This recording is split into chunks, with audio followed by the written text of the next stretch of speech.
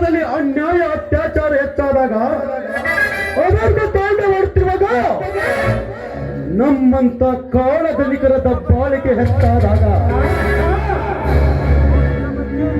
ಅವನ ಮಟ್ಟ ಹಾಕಲು ದೇವರು ಯಾವುದಾದರೂ ಒಂದು ರೂಪದಲ್ಲಿ ಹುಟ್ಟಿ ಬರ್ತಾನಂತ. ಆದರೆ ಇದು ಕಲಿಯುಗ, ಇದು ಇರುವರ ಕಲಿಯುಗ, ತಲೆ ಹೊಡೆಯುವ ಕಲಿಯುಗ, ತಲೆ ತೆಗೆಯುವ ಕಲಿಯುಗ ಅಂದಾಗ ದೇವ್ರು ಹುಟ್ಟೋದಂದ್ರೇನು? ನಮ್ಮಂತ ನಾಯಕರನ್ನ ಮಟ್ಟ ಹಾಕಿದಾಗ ಅಂದ್ರೆ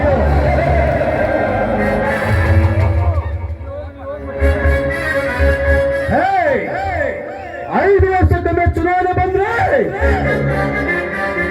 ನಿಮ್ಮ ಮನೆ ಮುಂದೆ ನಿಂತು ಭವತಿ ಭಿಕ್ಷಾಂದಿ ಅಂತ ಭಿಕ್ಷಾ ಬೇಡ್ತೀವಿ. ಹೇ ತಿನ್ನಾಕ ಕೂಡುವಂತ ನೀವು ನೀಡುವ ಒಂದು ಹೋಟೆಲಾಶಾಗಿ ಬಣ್ಣದ ಮಾತು ಹೇಳ್ತೀವಿ, ನಿಮ್ಮ ಸಲುವಾಗಿ ಕಥೆ ಕೊಡ್ತೀವಿ, ತಿನ್ನ ಕಣ್ಣ ಕೊಡ್ತೀವಿ, ಕುಡಿಯಾಕ ಹೆಂಡ ಕೊಡ್ತೀವಿ, ಪ್ರಸಂಗ ಬಿದ್ರ ಮಗ್ಲಾಗ ಮಲಗ ಹೆಣ್ಣು ಕೊಡ್ತೀವಿ.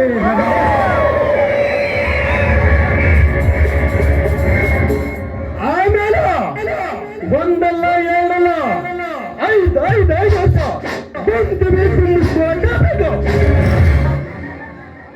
ಇದು ನಮ್ಮಂತ ರಾಜಕಾರಣಿಗೆ ಆಗುವ ಲೆಕ್ಕಾಚಾರ. ನಿಮಗೆ ಅರ್ಥ ಆಗಲ್ಲ, ಅರ್ಥ ಆಗದ ಬಿಡೋದಿಲ್ಲ.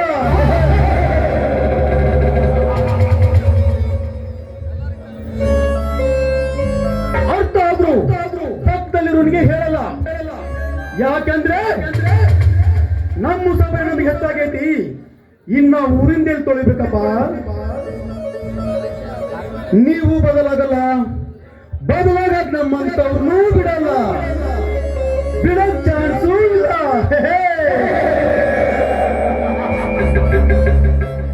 ಅಪ್ಪಲ್ಲಪ್ಪ ಪಾನ್ಸಪ್ಪಂದಿ ಹಾಕಿದವನು ಬೆಳಗೊಳಗಾಗಿ ನೂರಿದ್ದು 200 ಆಗ್ಬೇಕಂತ ಆಸೆ ಪಡ್ತಾನೆ. ಇದ ನಿಮ್ಮ ಹೆಸರು ನೋಡ್ಕೊಂಡು ಓಟಿಗೆ 500,000 ಹಂಚಿದ್ದೀನಲ್ಲ, ಹೆಂಗ ತೆಗಿಬೇಕಪ್ಪ, ಹೆಂಗ ತೆಗಿಬೇಕು? This is my own business. ಬಂಡವಾಳ ಹಾಕಿದ್ದೀವಿ, ತಕ್ಕೊಳ್ಳಕ ಬೇಕು.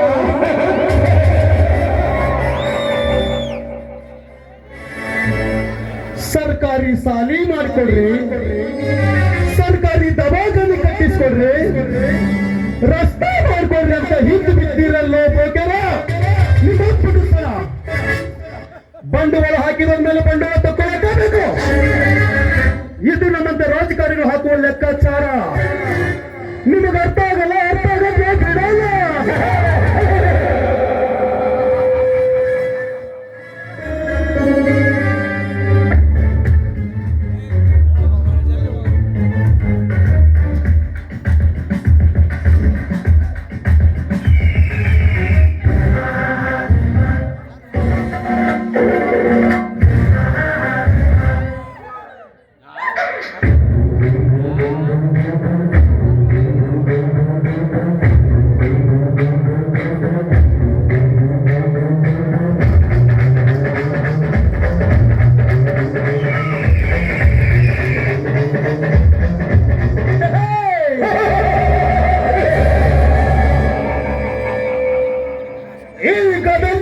ಗತ್ತಿಗೆ ಚಲವಂದರು 16 ಪಡೆಗಳು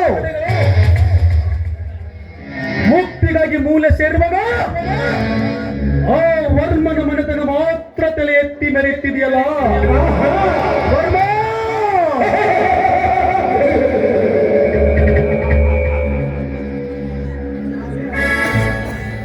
ನಾವೇ ಅವಳಿ ಸವಳಿ ವರ್ಮ ಬ್ರದರ್ಸ್ ಎಂದು ಈ ಗೌಡರ ರಾಜಕೀಯ ಜೀವನಕ್ಕೆ ಅಡ್ಡಪಡಿಸಿದರೆ ಗುಡ್ಡದಂತಿರುವ ನಿನ್ನ ಮನೆಗೆ ಬೆಂಕಿ.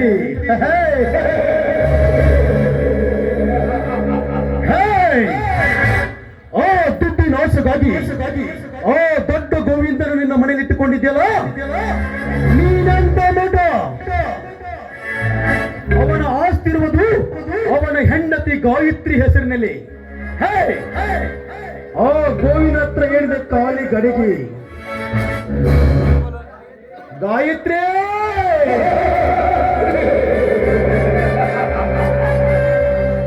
ಯೌವನ ಮದದಿಂದ ಸುಂದರಿ ಎಂಬ ಸೊಕ್ಕಿನಿಂದ ಸಿಕ್ಕಂತೆ ಮಾತನಾಡಿದ ನೀನು ಈ ಗೌಡನ ಅಡಿ ಉಡಿಯಾಗಿ ಬದುಕಲೇಬೇಕು. ಸುಡುವಂತ ಗೌಡನಿಗೆ ಅವಮಾನ ಮಾಡಬೇಕಲ್ವೇ?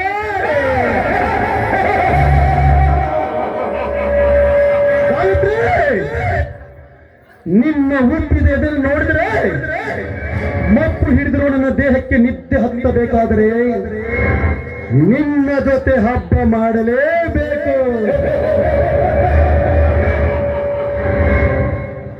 ಗಾಯತ್ರಿ, ನಿನ್ನ ಮೇಲೆ ಬಿತ್ತು ಈ ಗೌಡನ ಗಾಳ.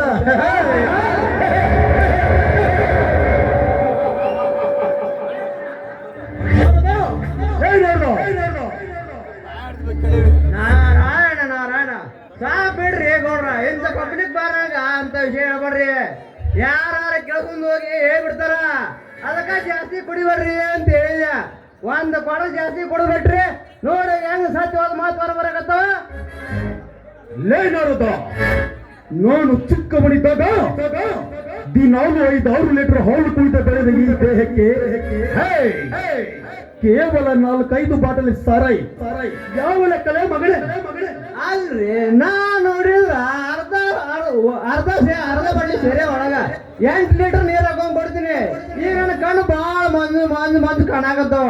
ಅದಕ್ಕ ಅರೇದ ವಯಸ್ಸಿನಾಗ ಹಾಲು ಮೊಸರು ತಿನ್ಬೇಕು ಅನ್ನೋದು ಅದ ನಾಡ್ರಿಯಪ್ಪ ಮುಪ್ಪಿನ ಕಾಲ ಶಕ್ತಿಯೇ. ದಿನಾಲು ಈ ಕ್ಲಬ್ ನಲ್ಲಿ ಡ್ಯಾನ್ಸ್ ಮಾಡಿ ಹೋಗಲು ಒಂದು ಹುಡುಗಿ ಬರುತ್ತಿದ್ದಳು. ಹೇ ಮಗನೇ, ಇನ್ನೂ ಇಷ್ಟೊತ್ತಾಕೆ ಬಂದಿಲ್ಲ? ಈಗ ನೋಡ್ರಿ ಹುಡುಗಿ ಅಂದ್ರ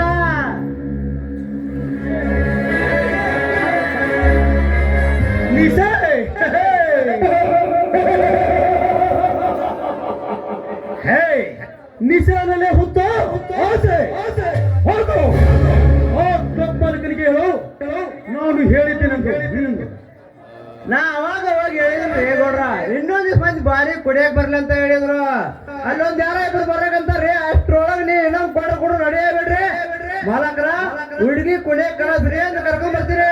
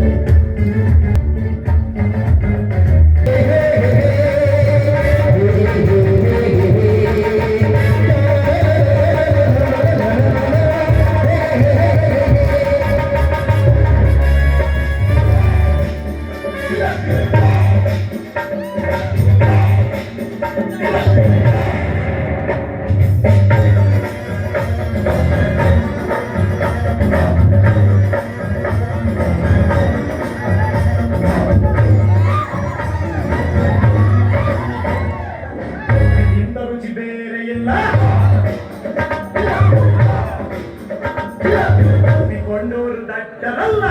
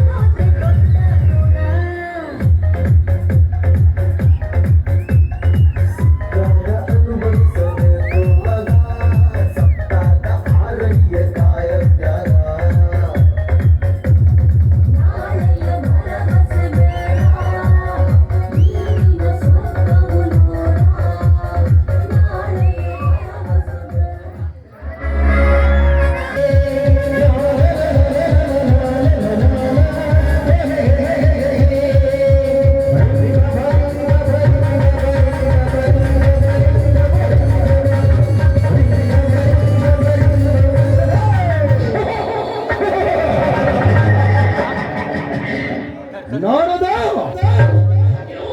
ನಾನು ಸೇರಿಟ್ರ ಸವಾರಿ ಇದೇ ಬೋನಲ್ಲಿ ಕುಳಿತಾ ಕೂತಿದ್ದಾನೆ.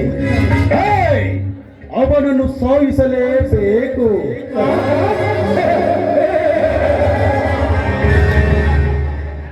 ಈ ಬ್ಯಾಡ್ರಿ ಗೌಡ್ರ ಅವ್ರ ಮುಂದ ಜೊತೆ ಇನ್ನೊಬ್ಬ ಹೊಡ ಬಂದಾನ. ಬಾಳ ಅಂದ್ರೆ ಬಾಳ ಅಂಜಿ ಬರಾಕತ್ತ ನನಗ. ನಡ್ರಿ ಮನೆ ಕಡೆ ಹೋಗಮ್ಮ.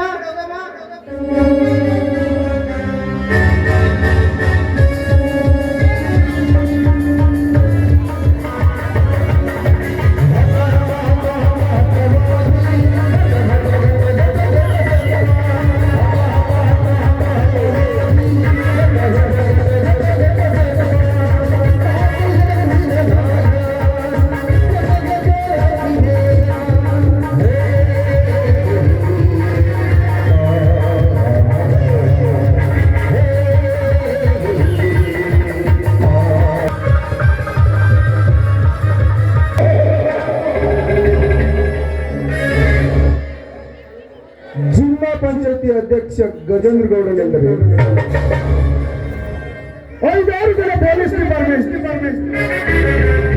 8-10 ಜನ ಬಾಡಿ ಗಾರ್ಡ್ ಇರ್ತಾರಂತ ನಾನು ಅನ್ಕೊಂಡಿದ್ರೆ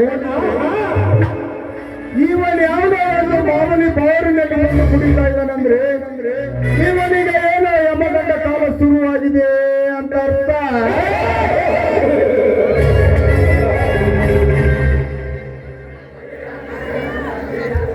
ಏ ತಮ್ಮ ಯಾರೇನ ಅದ ನಮ್ಮ ಗೌಡ್ರ ಎದುರಿಗೆ ಯಮಗಂಡ ಕಲ ರಾವ್ ಕಲ ಅನ್ನಕಂತಿಯಲ್ಲ, ಯಾಕೆ ಹೆಂಗ ಹಿಡಿದ್ ಮೈಗೆ ನೋಡಾರು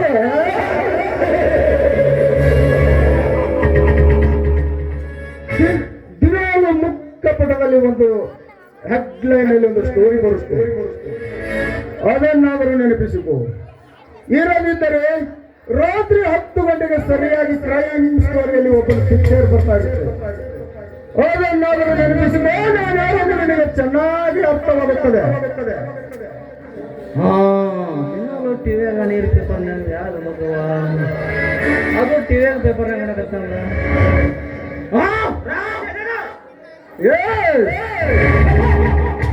ಅದೇ ರೇಂಜ್ ರಾಕ್ಷಸ ರಾಕ್ಷಸ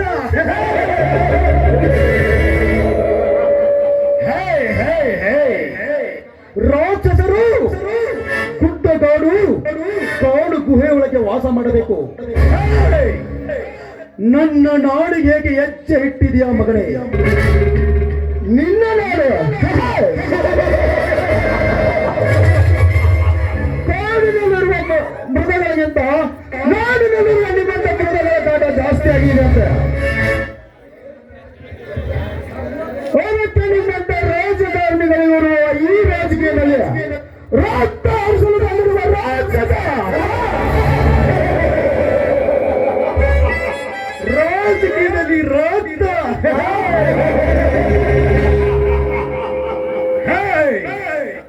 ನನ್ನ ರಕ್ತ ಹರಿಸುತ್ತೆನ್ನು ಬಂದ ನಿನ್ನಂತ ಎಷ್ಟೋ ರೌಡಿಗಳು ತಮ್ಮ ರಕ್ತವನ್ನು ಪಾದಕ್ಕೆ ಅರ್ಪಿಸಿ ಭಕ್ತರಾಗಿ ಹೋಗಿದ್ದಾರೆ.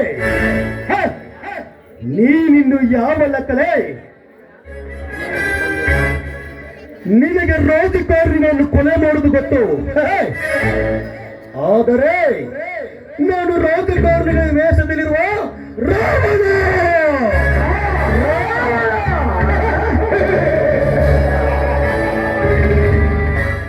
ನೀನು ರಾವಣನಾದರೆ ನೀನು ಸ್ಥಾಪಿಸಿದ ಈ ಸಾಮ್ರಾಜ್ಯ ಬೆಂಕಿ ಹಚ್ಚಲು ಬಂದಿರುವ ರಾವಣ ಬಂಟ ಹನುಮನವ ರಾವಣ ಬಂಟ.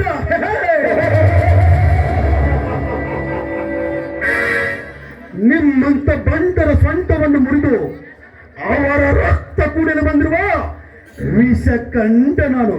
ವಿಷಕಂಠ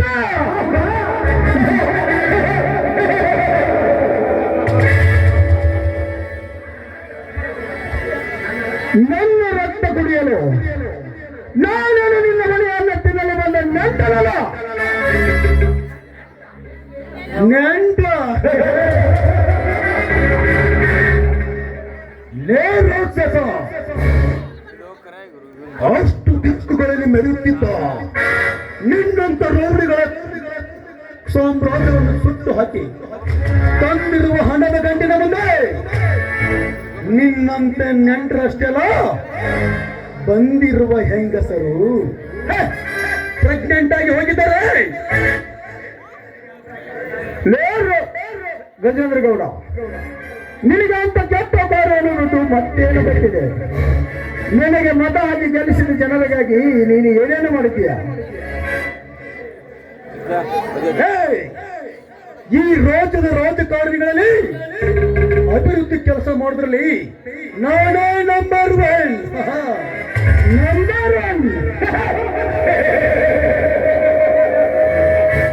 ನೀನು ಮಾಡಿರುವ ನಂಬರ್ ಒನ್ ಕೆಲಸವನ್ನು ನಾನು ಹೇಳುತ್ತೇನೆ, ಕೇಳೋ. ರೈತರಿಗೆ ಬರಬೇಕಾದ ಹಣವನ್ನು ಅವರ ಅಕೌಂಟಿಗೆ ಹಾಕದೆ ನಿನ್ನ ಅಕೌಂಟಿಗೆ ಹಾಕಿಕೊಳ್ಳುವುದರಲ್ಲಿ ನೀನು ನಂಬರ್ ಒನ್. ಯೌವನಕ್ಕೆ ಬಂದ ಯುವತಿಯರಿಗೆ ತಾವು ಹೊಡೆಯುವುದರಲ್ಲಿ ನೀನು ನಂಬರ್ ಒನ್. ನಮ್ಮ ಜಿಲ್ಲೆಗೆ ಬಂದ ಕೋಟಿ ಕೋಟಿ ಹಣವನ್ನು ಲೂಟಿ ಮಾಡುವುದರಲ್ಲಿ ನೀನು ನಂಬರ್ ಒನ್. ಆಸರಿಕೆಯಲ್ಲಿ ಬಂದ ಬಡ ಹೆಣ್ಣು ಮಕ್ಕಳನ್ನು ಹಾಸಿಗೆ ಕರೆಯುವುದರಲ್ಲಿ ನೀನು ನಂಬರ್ ಒನ್. ಈ ನಿನ್ನ ನಂಬರ್ ಒನ್ ಕೆಲಸ ಸಾಕ, ಇನ್ನು ಬಿತ್ತರಿಸಬೇಕಾ?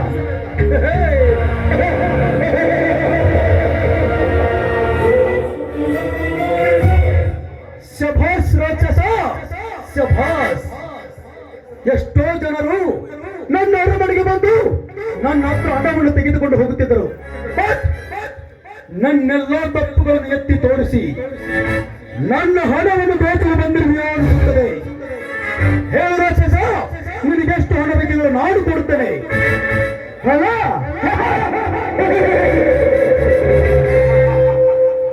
ನನಗೆ ಬೇಕಾಗಿರುವುದು ಹಣ ಅಲ್ಲ, ನಿನ್ನ ಹೆಣ. ಹೆಣ. ಹೇ ರಾಕ್ಷಸ, ಇನ್ನು ನಿನಗೆ 2 ನಿಮಿಷಗಳ ಕಾಲ ಟೈಮ್ ಕೊಡುತ್ತೇನೆ. ಇರದಿದ್ದರೆ ಈ ಗೌಡ ಬೇಸದ ಗೂಳಿ ನಂದುಂಡ ಬಂದರೆ ಈ ಊರಿನ ಜನ ನಿನ್ನ ಹೆಣ ನೋಡಬೇಕಾಗುತ್ತದೆ. ಗೌಡ ಬೆಳೆಸಿದ ಗೂಳಿ.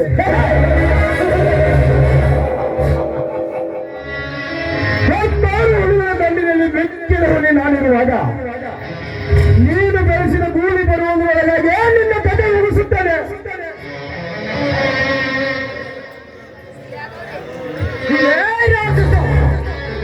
ಸರಿಯಾಗಿ ಮತ್ತೆ ಉಳಿಯುವುದನ್ನು ಕಳೆ ಮಗನೇ. ಇಲ್ಲದಿದ್ದರೆ ಪರಶುರಾಮನಂತಿರುವ ಈ ನಂಜುಂಡನ ಕೊಡಲಿಗೆ ಬಲಿಯಾಗುತ್ತೀಯ. ಲೇ ನಂಜುಂಡ,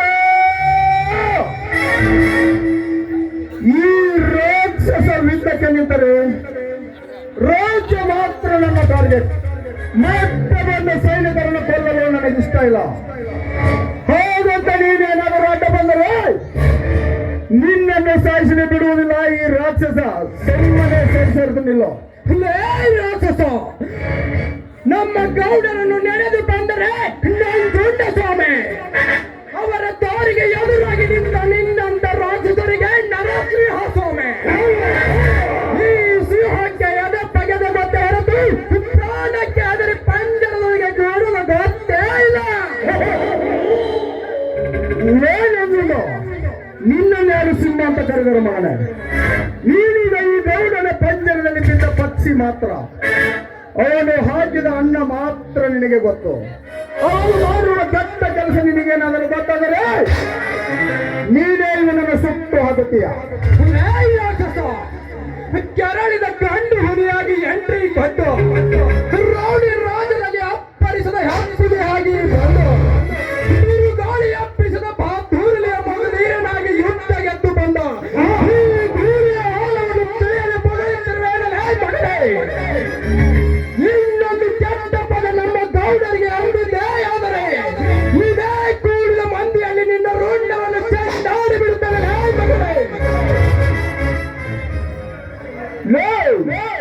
ನನ್ನ ರುಂಡವನ್ನು ಚೆಂಡೋಡಲು ಬಂದ ನಿನ್ನಂತ ಎಷ್ಟೋ ಜನರನ್ನು ತಿಂಡಿನ ತಿರುವಾಗಿ ಹೊಡೆದು ಬಂದಿದ್ದಾನೆ ಈ ರಾಕ್ಷಸ. ನೀನು ಕೊಚ್ಚೆ ಹಾಕಿರೋದು ಪಾಂಡರಲ್ಲ, ನೀನು ಕೊಚ್ಚೆ ಹಾಕಿರೋದು ಚಂಡರಲ್ಲ, ನೀನು ಕೊಚ್ಚೆ ಹಾಕಿರುವುದು ಅಣ್ಣರ ಸತ್ತನ ಮಕ್ಕಳಲ್ಲ, ಈ ಗಂಡು ಗುಳಿಯನ್ನಲ್ಲ. ಗಂಡು ಗುಳಿ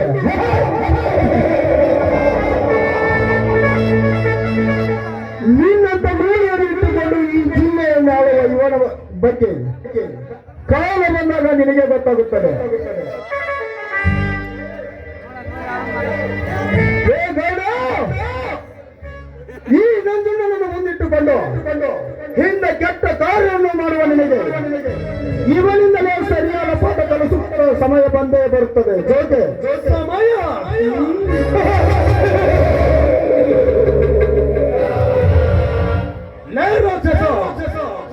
ಈವರೆಗೂ ನಿನ್ನನ್ನು ಮಾತನಾಡಲು ಬಿಟ್ಟಿದ್ದೇ ಬಹಳ ಸಮಯ ಆಯಿತು. ನಂಜುಂಡ, ತೋರಿಸುಡಿಗೆ ನಮ್ಮ ಊರಿನ ನರಕದ ದಾರಿನು ನರಕದ ದಾರಿ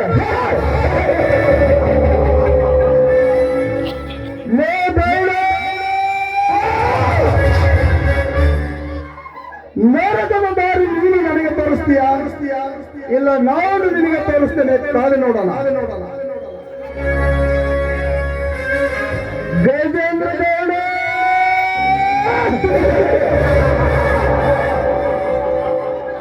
ಅಧಿಕಾರ ಬೇಕಾದರೆ ಅರಿತು ನೋಡಿ. ನಿನಗೆ ಮತ ಹಾಕಿ ಗೆಲ್ಲಿಸಿದ ಈ ಜನರಿಗೆ ಮರ್ಯಾದೆ ಕೊಟ್ಟು ನೋಡಿ. ಅನ್ನ ಕೊಟ್ಟ ರೈತರ ಬಗ್ಗೆ ತಿಳಿದು ನೋಡಿ. ಇರೋದಿದ್ದರೆ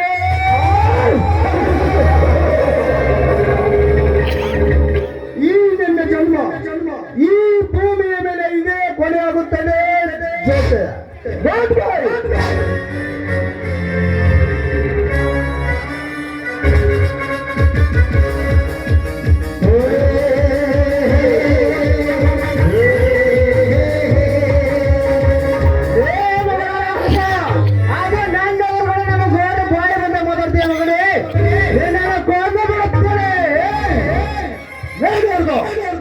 ಅವನಿಗೆ ಈಗ ಹೋಗಿ ಮನೆ ಸೇರಿದ್ದಾನೆ.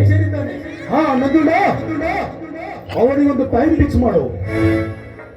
ಯಾವಾಗ ಹೇಳಿ ಗೌಡ್ರೆ, ಪಡಿದು ಬಾಗ್ರೆ ಪಡಿದು ಬರ್ತಾನೆ, ಪಡಿದು ಬಾಗ್ರೆ ಪಡಿದು ಬರ್ತಾನೆ.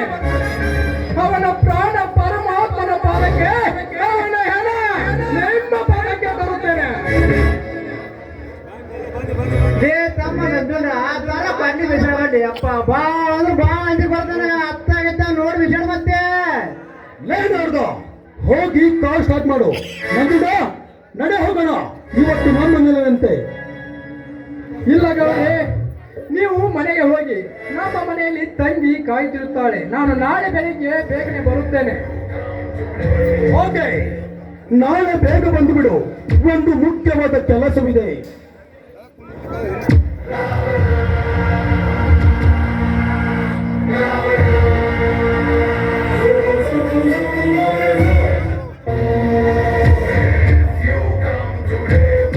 ನಮ್ಮ ಗೌಡನ ಪಕ್ಕದಲ್ಲಿ ಗೂಳಿ ಇದ್ದರು. ಯಾವುದೇ ಒಂದು ಕೆಟ್ಟ ಗಾಳಿ ಸುರಿಯುತ್ತದೆ ಅಂದರೆ ಅದು ನಮ್ಮ ಗೌಡನ ಮನೆತನಕ್ಕೆ ಕೊಳೆ. ಅವನು ಯಾರು ಎಂದು